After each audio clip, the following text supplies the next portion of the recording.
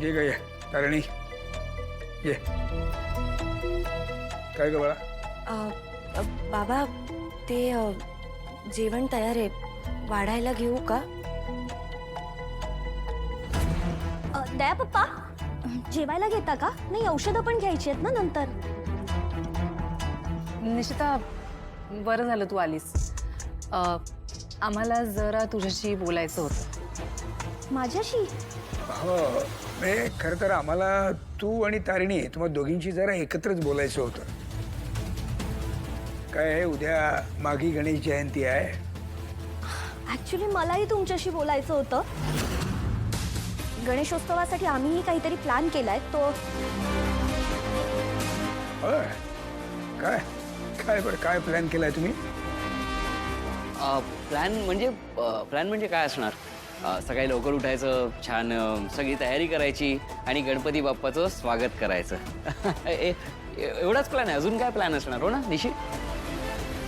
हो हो हां. व्हेरी गुड युवराज.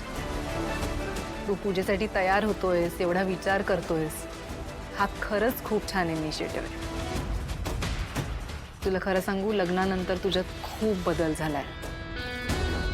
आणि Nishita, the credit goes to you. हे सगळं क्रेडिट तुला आहे. हे सगळे आपले फॅमिली ट्रेडिशन्स आहेत आणि आपल्या परंपरा आपण नाही जपणार तर मग कोण जपणार?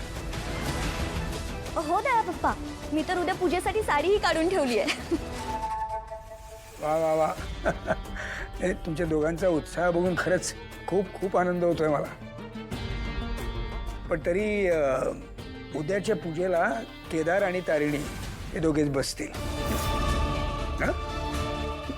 नाही नाही निशी, नाराज होऊ नकोस. काय आहे, तुमच्या पिढीमध्ये मोठा केदार आहे ना, मग हा मान त्यालाच मिळायला हवा. आणि पुढल्या वर्षी बसा ना, तू आणि युवराज बसा. छान अगदी नऊवारी, नाकात नथ वगैरे घालून बस पूजेला.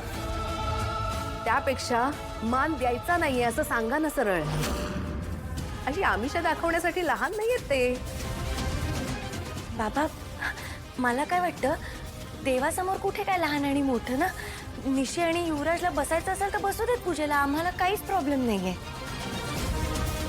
नाही बरोबर आहे तुझं, पण तरी ज्याचा मान त्याला मिळायला हवा ना, ही परंपरा आहे आपली. तुझी काही हरकत नाही ना पूजेला बसायला? नाही म्हणजे काही हरकत नाहीये. हां, मग झालं तर. कौशिकी, केदार आणि तारिणीची या घरातली पहिली पूजा आहे, त्यामुळे सगळी तयारी, सगळी व्यवस्था अगदी व्यवस्थित व्हायला हवी.